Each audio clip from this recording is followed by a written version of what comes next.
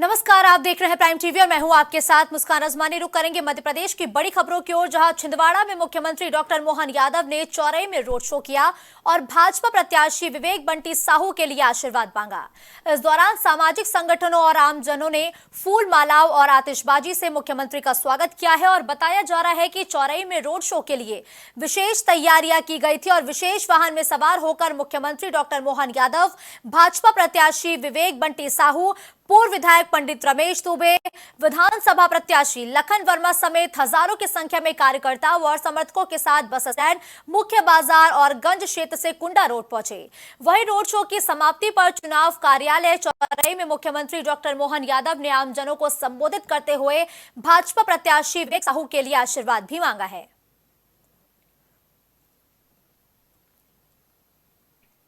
ग्वालियर में लोकसभा चुनाव को लेकर लोगों से लगातार चर्चा की गई, जहां उन्होंने बताया कि महंगाई, बेरोजगारी बहुत बड़ा मुद्दा है और ग्वालियर लोकसभा के वर्तमान सांसद क्षेत्र की कोई भी सुध-बुध लेने तक नहीं आते हैं।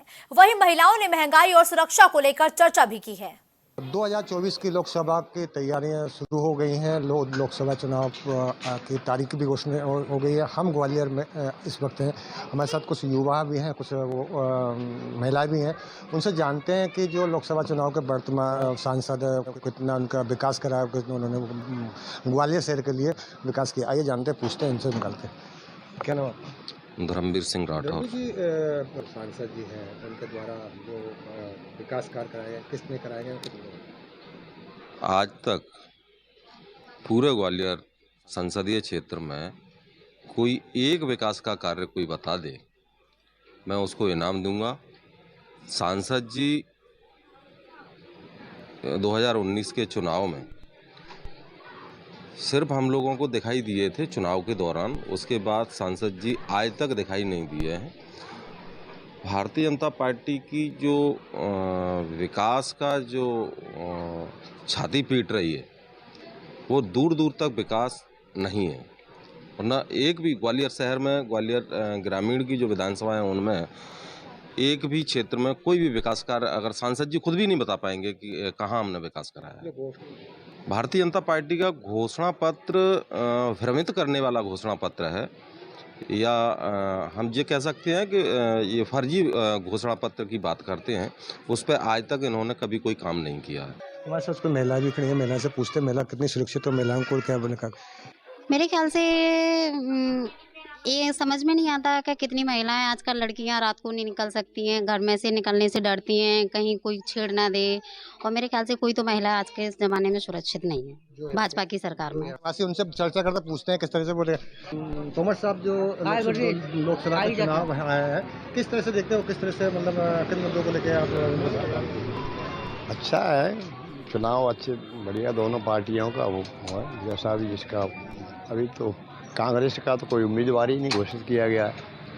अब देखते हैं, बीजेपी से तो उम्मीदवार घोषित हो गया है। अधिकतर मुद्दा सबसे बड़ी महंगाई और यहाँ के जो सांसद है उनको लेके है कि वो अपने जब से वो जीत के जाते हैं वो कभी आते नहीं है। और अधिकतर बेरोजगारी और नौकरी, और सबसे बड़ा मुद्दा सिर्फ महंगाई को, इसी को लेकर यहाँ की जनता जो भी है वो सिर्फ महंगाई को लेकर चलती है। महंगाई के अलावा कुछ नहीं चलती है। मैं गुड्डू सविता भितरवाड़ से रामकुमार श्रीवास्तव के साथ ग्वालियर से। आप बने रहिए प्राइम टीवी के लिए। नमस्कार।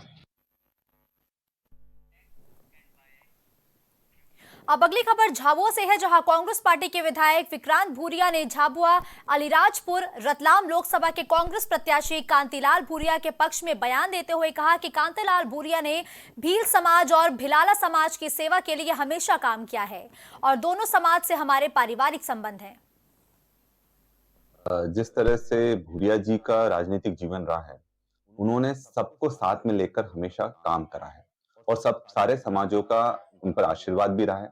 एक चीज जो मैं आपके माध्यम से बताना चाहूंगा कि हमारे पिताजी भील थे, और जो हमारे जो पिताजी के पिताजी थे, जो दादाजी थे, वो भील थे, और जो उनकी माता जी थी वो भिलाला थी।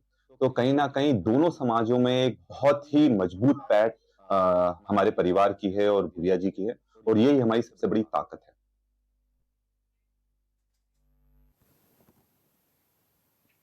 रुक करेंगे अगली खबर का, जहां मुरैना में नए शिक्षण सत्र को लेकर कैलासर थाना प्रभारी सुनील खेमरिया ने थाना प्रांगण में कोचिंग संचालकों की बैठक बुलाई और सभी कोचिंग संचालकों के सुझाव लिए। वही तहसीलदार विश्राम बघेल के द्वारा सभी कोचिंग संचालकों को निर्देशित किया गया है कि सभी कोचिंग संचालक अपना रजिस्ट्रेशन जरूर करवाएं। साथ ही सभी कोचिंग संचालक सभी छात्रों को आई कार्ड जारी करें। वही थाना प्रभारी सुनील खेमरिया ने यह भी बताया कि कभी भी कोचिंग सेंटर के आसपास शरारती तत्व या लोग दिखाई देते हैं तो तुरंत पुलिस को सूचित करें, जिससे शरारती तत्व के खिलाफ सख्त और कड़ी कार्रवाई की जा सके।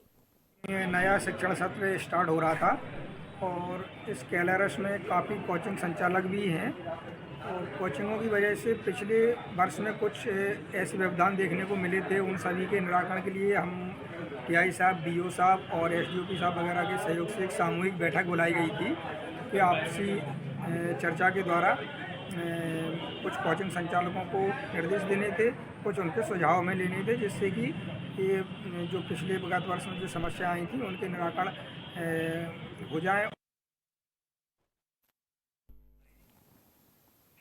आगामी लोकसभा चुनाव में शांतिपूर्ण मतदान कराने, सीमा क्षेत्र में सक्रिय अपराधियों पर लगाम लगाने, मादक पदार्थों और अवैध असलाहों के साथ गुंडे गैंगस्टरों को चिन्हित कर एक दूसरे से तालमेल और जानकारी के साथ कार्रवाई पर आधारित एमपी यूपी पुलिस की एक बैठक एमपी यूपी की सीमा पर अटा चौकी में संपन्न हुई और बैठक में एमपी पुलिस के अधिकारी, तहसीलदार और यूपी पुलिस के अधिकारी भी मौजूद रहे।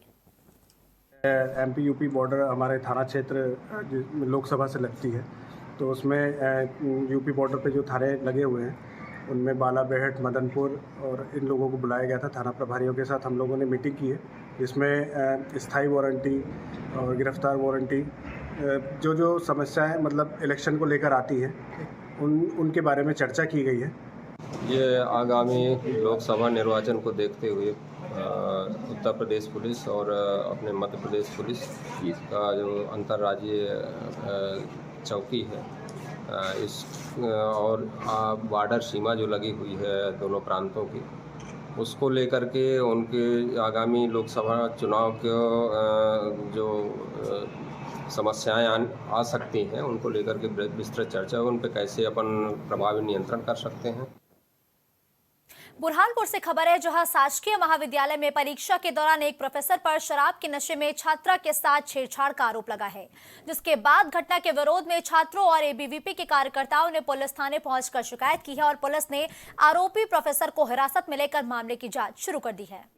छत्रपति शिवाजी महाराज कॉलेज, यहाँ शासकीय कॉलेज है अपने शाहपुर रोड पे, सूचना मिली थी कुछ बच्चे हंगामा कर रहे हैं किसी बात को लेकर। वहाँ जाके हमारा बल मैंने पहुँचाया, वहाँ जाकर पता चला है कि एक शिक्षक निर्देशन करते हैं वो कुछ महिलाएं सब अपहरणता की गई है और फिलहाल उसकी जांच की जा रही है। लड़की उसके शिक्षक के संबंध में रिपोर्ट कर दी है, जो भी कार्रवाई होती है अग्रिम कार्रवाई की जाएगी।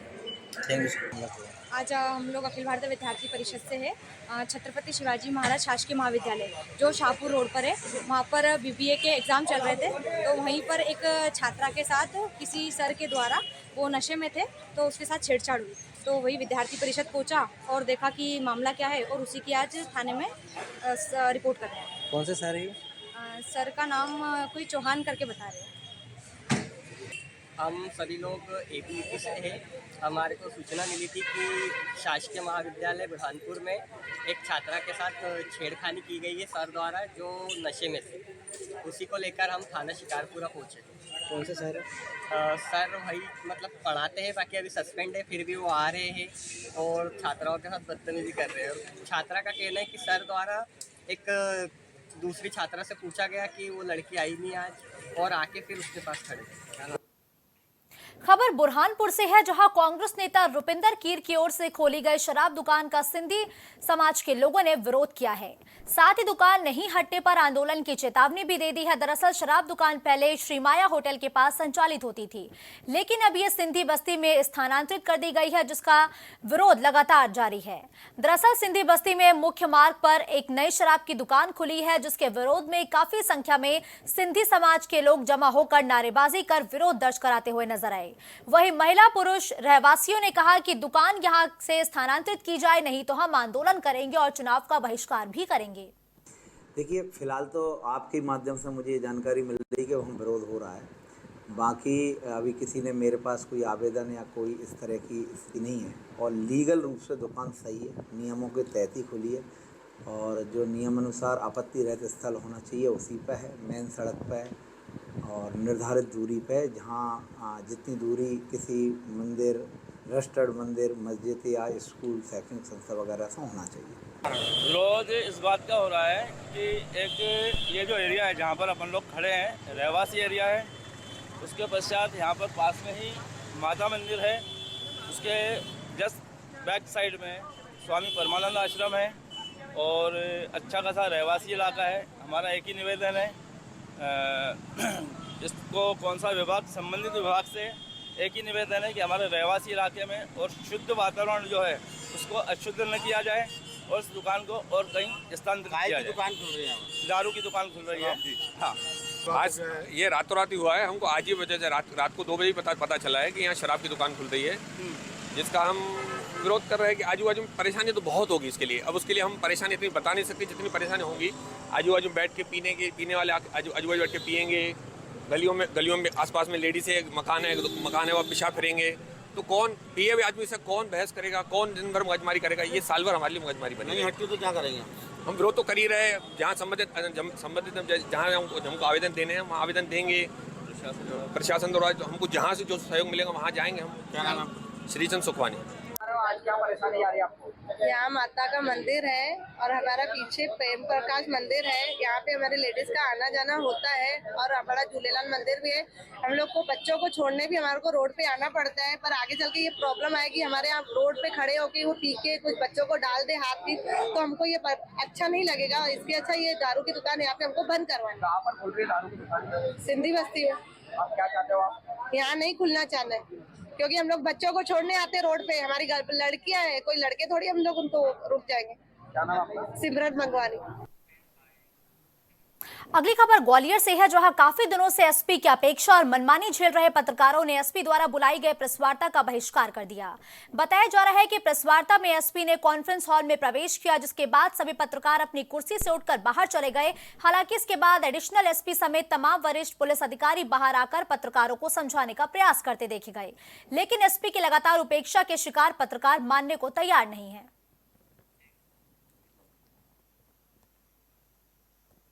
खबर मुरैना से है, जहां धौलपुर रोड पर नहर के पास बस पलटने की घटना की जानकारी लगने पर विधायक पंकज उपाध्याय अपने साथियों के साथ सहयोग करने पहुंचे और घायलों को एम्बुलेंस के साथ अपने खुद के वाहन से अस्पताल पहुंचाया।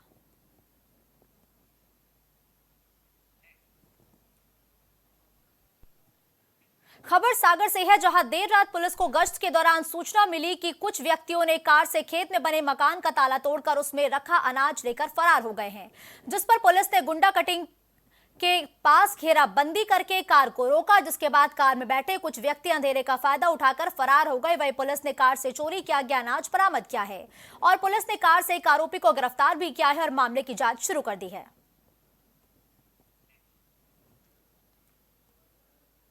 खबर सिवनी से है, जहां आचार संहिता लगने के बाद पुलिस प्रख्यात बदमाश और जिला बदर अपराधियों पर कार्रवाई करता हुआ नजर आ रहा है। इसी के तहत लखनादौन पुलिस ने मुखबिर की सूचना पर कुख्यात बदमाश राजा उर्फ इमरान खान को अवैध पिस्टल के साथ गिरफ्तार किया है और अपराधी के पास से पुलिस ने देसी पिस्टल, मैंगनीज और जिंदा कारतूस बरामद किया है। वहीं पुलिस ने जानकारी देते हुए बताया कि मुखबिर की सूचना के बाद पुलिस ने आरोपी को घेराबंदी कर गिरफ्तार कर लिया है। फिलहाल पुलिस मामले की जांच में जुटी हुई है। करीब 1 वर्ष पहले के एक अपराधी है आतन बदमाश राजा और इमरान, जिसको आपराधिक गतिविधियों पर अंकुश लगाने के लिए 1 वर्ष के लिए जिला बदर किया गया था। उसके बाद आरोपी आज एक पिस्टल अवैध के साथ सूचना प्राप्त हुई थी, जिससे उसको पकड़कर घेराबंदी कर पकड़ा गया है, जिसके कब्जे से एक देसी पिस्टल और एक जिंदा कारतूस उससे मिली है। एवं आरोपी जो है पूर्व से ही जिला बदर था, तो उसके विरुद्ध आर्म्स एक्ट और जिला बदर उल्लंघन की कार्रवाई की गई है। बुरहानपुर से खबर है, जहां ग्राम चांदनी बोरसल के बीच 30 फुटी रेलवे ब्रिज के पास सड़क हादसा देखने को मिला। बताया जा रहा है कि बुरहानपुर से पाइप लोड होकर पिपरिया जा रही ट्रक रिवर्स होकर नाले में जा गिरी, जिससे ट्रक चालक को मामूली चोट भी लगी है। भिंड में पुलिस अधीक्षक डॉक्टर असित यादव अतिरिक्त पुलिस अधीक्षक संजीव पाठक के निर्देशन में लोकसभा चुनाव शांतिपूर्वक संपन्न कराने को लेकर अवैध शराब और अवैध हथियार के खिलाफ धरपकड़ अभियान चलाया जा रहा है। इसी के चलते सीएसपी अरुण कुमार उइके के मार्गदर्शन में देहात थाना पुलिस ने ITI रोड भिंड से एक घर से 144 शराब की पेटी जब्त कर बड़ी कार्रवाई की है। बताया जा रहा है कि 31 मार्च को देहात थाना प्रभारी प्रदीप सोनी को मुखबिर से सूचना मिली थी कि ITI रोड पर एक मकान में दो सगे भाई अवैध अंग्रेजी शराब का भंडारण किए हैं, जिस पर तत्काल देहात थाना प्रभारी प्रदीप सोनी ने पुलिस अधीक्षक डॉक्टर असित यादव को सूचना दी, जिस पर पुलिस ने कार्रवाई कर 144 शराब की पेटी को जब्त किया है। फिलहाल पुलिस अब मामले की जांच पड़ताल में जुटी है। आगामी लोकसभा चुनाव शांतिपूर्ण एवं निर्विघ्न तरीके से हो, इसलिए तो सीमा पुलिस अधीक्षक महोदय शर्मा जी नहीं आ रहा है महोदय श्री संजीव पाठक सर के निर्देशन एवं मार्गदर्शन में लगातार अवैध शराब, अवैध हथियार और अवैध परिवहन का हाथ तो हटाया रंजित मनोज में थाना देहात की ओर से बड़ी सफलता हासिल लगी हुई है। मुखबिर द्वारा सूचना मिली थी 31/3/2024 को कल एक ITI कॉलोनी के बगल में एक घर में दो व्यक्ति अवैध शराब का विक्रय कर रहे हैं एवं काफी बड़ी मात्रा में शराब का भंडारण करे हुए हैं। तो जानकारी को गंभीरता से लिया, श्रीमान पुलिस अधीक्षक महोदय के नॉलेज में ये बात डाली गई। सर के द्वारा मार्गदर्शन पर टीम बनाई गई थाना देहात में श्री प्रदीप सोनी के नेतृत्व में एवं एक टीम मेरे द्वारा बनाई गई और दोनों टीम जब वहाँ पर पहुंची तो आरोपी को जैसे सूचना प्राप्त हुई और आरोपी निकल के बाहर गया, लेकिन उसके यहाँ से उसके घर के आंगन में एक बाथरूम बना हुआ था, बाथरूम के नीचे तलघर बना हुआ था, जहाँ पर लगभग 144 पेटी, क्योंकि 144 पेटी विदेशी शराब की प्राप्त हुई। अब अगली खबर दमोह से है, जहां अतिरिक्त पुलिस अधीक्षक संदीप मिश्रा के मार्गदर्शन में हटा एसडीओपी नितेश पटेल के मार्गदर्शन में टीआई मनीष कुमार ने अवैध शराब के अड्डे पर छापामार कार्रवाई की और इस अभियान के तहत जिले की हटा थाना अंतर्गत ग्राम कलुआ कला में 63 लीटर अवैध शराब पर दबिश दी गई है, जिसके तहत अवैध विक्रय करने वाले आरोपी पर कार्रवाई की गई है। जिला दमोह के पुलिस अधीक्षक महोदय श्री श्रुत कीर्ति सोमवंशी जी एवं additional SP sir Shri Sandeep Mishra ji, Hatta SDOP sir Shri Nitesh Patel ji द्वारा लगातार मार्गदर्शन निर्देशन प्राप्त हो रहा है कि आगामी चुनाव है, इस लिहाज से अवैध शराब पर वैधानिक कार्रवाई की जाए। इसी तारतम्य में यहाँ पर जो पृथक थाने स्तर पर टीमें गठित कर लगाई गई थी। सूचना मिली कि एक ग्राम कलुआ कला में श्याम प्रसाद करके व्यक्ति हैं, जो श्याम प्रसाद पटेल करके व्यक्ति है जो कि अवैध शराब रखे हुए हैं। यहाँ पर सूचना की तस्दीक में सब इंस्पेक्टर दुबे जी को भेजा गया स्टाफ के सहित, जो कि वहाँ पर उनके द्वारा स्वतंत्र साक्षियों के समक्ष व्यक्ति को देखा तो वो व्यक्ति भागने लगा। उसी तारतम्य में वहाँ पर व्यक्ति को पकड़ने के बाद उसी घर की तलाशी ली गई, जहाँ पर 7 पेटी शराब, कुल 63 लीटर शराब अवैध रूप से रखी पाई गई। इस बुलेटिन में फिलहाल के लिए बस इतना ही। देश और दुनिया की बड़ी खबरों के लिए आप देखते रहिए प्राइम टीवी। कुछ भाव पुष्प। आप देख रहे हैं प्राइम टीवी, सच साहस सरोकार। प्रॉब्लम्स थी जो मेरे को स्टेप्स चढ़ते हुए प्रॉब्लम थी, वो अब I think so 70% is improved. ठीक है, मेरे को एंकल में प्रॉब्लम थी एंड मेरे को नसेस मसल्स प्रॉब्लम थी, जो मसल्स में काफ़ी पेन रहती है, जो अब की इस टाइम पर एक बार मैंने लिया, मैं लास्ट टाइम आया था, उसके बाद मैं अब दोबारा आया हूँ, तो ऐसे 70% इज इम्प्रूव्ड, जो कि डॉक्टर नहीं कर सका। मैंने हाँ मतलब मैं गंगा राम के हॉस्पिटल के डॉक्टर से तकरीबन 2 साल तक ये ट्रीटमेंट करा था कि उनको समझ ही नहीं आया ये प्रॉब्लम क्या है। दैट इज अब बेटर है।